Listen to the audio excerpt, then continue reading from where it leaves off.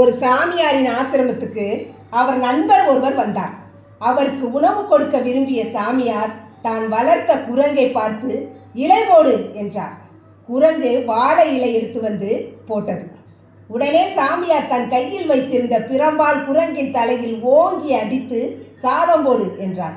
குரங்கு சாதம் கொண்டு வந்து பரிமாறியது. திரும்பவும் தலையில் அடித்தார். அவர் சொன்னதையெல்லாம் குரங்கு சரியாக செய்தாலும் அடி விழுந்து கொண்டே இருந்தது. நண்பருக்கு மனம் பொறுக்கவில்லை. சாமி, குரங்கு தான் நீங்கள் சொன்னதையெல்லாம் சரியாக செய்கின்றதே, அந்த வாயில்லா ஜீவனை ஏன் அடித்து துன்புறுத்துகிறீர்கள் என்று கேட்டார். சாமியார் எதுவுமே பேசவில்லை.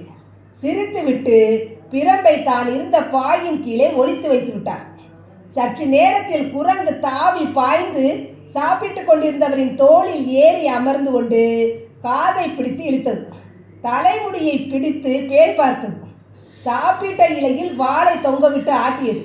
உடனே சாமியாரின் நண்பர், ஐயோ சாமி, இந்த குரங்கின் தொல்லை தாங்க முடியவில்லை, அடி போடுங்கள் என்றார் நண்பர். உடனே சாமியார் பிரம்பை எடுத்து குரங்கின் தலையில் அடித்தார். அது போய் ஒரு மூலையில் அமைதியாக இருந்தது. உடனே சாமியார் சொன்னார், இந்த குரங்கை போலத்தான் மனித மனங்களும். நாம் சொன்னதை எல்லாம் மனம் கேட்டு நடக்கின்றதே என்று விட்டுவிடக்கூடாது.